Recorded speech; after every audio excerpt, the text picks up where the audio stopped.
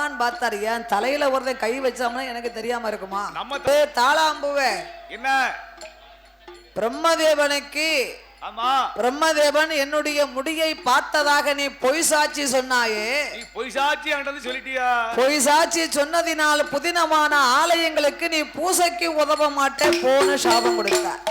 தாளம்பு பூஜைக்கு உதவாதோ? யார் தலையிலே உன்னை சூடினார்களோ அவர்களுக்கு நீ மனம் வீச மாட்டாய், மற்றவர்களுக்கு வீசுவாய் போ.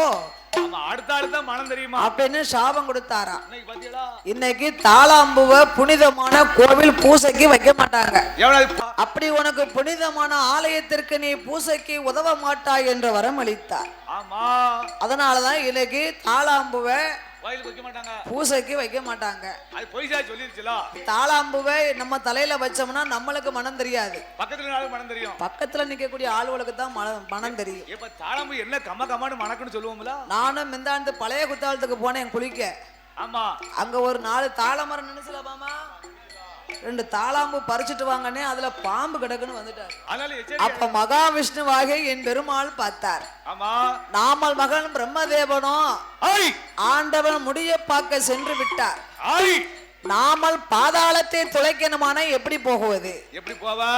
பாதாளத்தை துளைக்கும் சக்தி யாருக்கு இருக்கு?